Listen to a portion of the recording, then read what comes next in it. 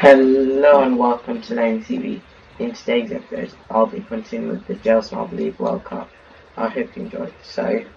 The way this works is that we are in the football event in the Jelle Marble League game, and the aim of this event is to try and hit as many of the balls in the opposite team's goal, so just like football.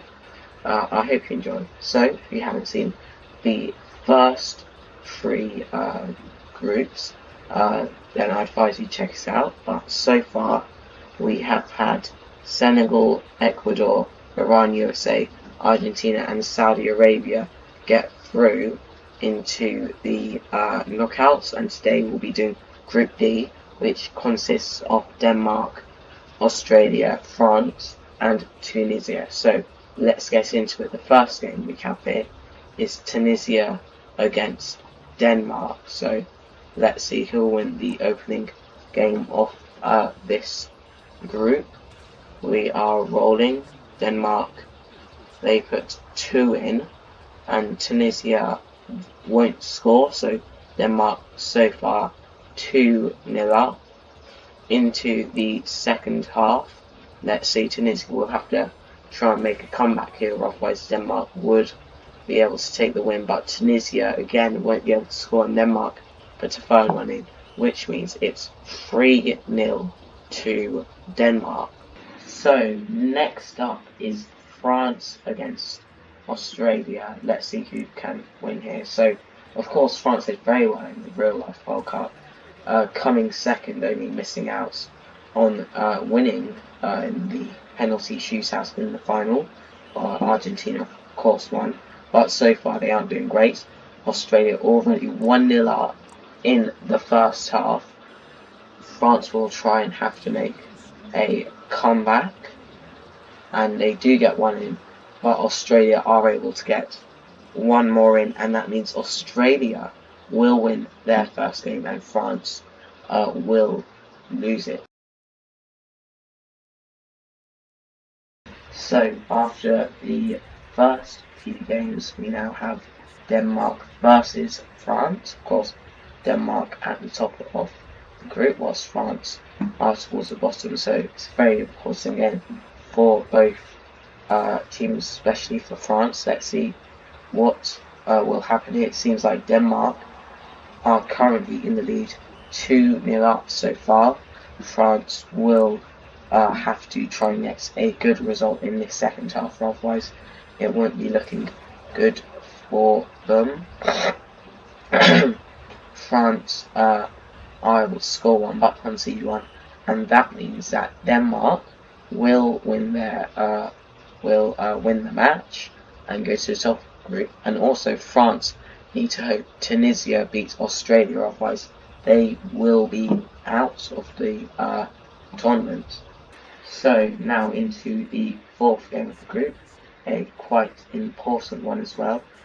Tunisia will have to win if they want to keep France's chances alive, and cannot lose if they want to keep their own chances alive. So let's see what they can do. If Australia win, of course they'll be through with Denmark, and so far Tunisia are able to put 2 in and don't concede any, which puts them 2-0 up into the second half.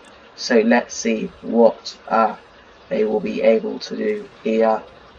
They do put 2 more in, and France are able to score 2, but Tunisia puts a third one in, which makes a 5-2 win for Tunisia, and that means they will be tied with Australia going into the last games, and it will be very close to see who can get through between them. So now into the penultimate game of the group. This is Denmark versus Australia. Of course, very big game. If Denmark win, then they will of course qualify. They haven't qualified yet, because if Australia win, then they'll be tied in points with them, and if Tunisia win their game, they'll also be tied in points with them. And Australia, which would mean we'll go into a sort of second group, as the 3 teams would have to play each other again. So let's see what these teams can do. Australia are able to put a couple in, and Denmark aren't able to score, which will put Australia up going into the second half. Let's see whether Denmark will be able to stop them. They do put 3 in, but Australia put another one in, and that means it is a 3-all draw, and this means that there's a pretty good chance that if Tunisia win their game, they will be going through, and even a draw would mean it would have to go down to another game. And now into the final game of the group, unless of course Tunisia draw, then there will be another game, Tunisia versus Australia. But of course a very good game, because it will decide whether Tunisia or Australia will go through. So of course if Tunisia win, they'll go through; lose, they won't go through; and draw, it will go into another game where they'll play Australia. So let's see, what can they do? They're up against France, who have yet to win or even draw. They score 1, but France also score 1, and it will be a 1-all draw going into the second half. So let's see what both sides can do. It'll be extremely close. Tunisia are able to put 1 in, but so do France, and it looks like we will have another game as France and Tunisia draw, which will be between Tunisia and Australia.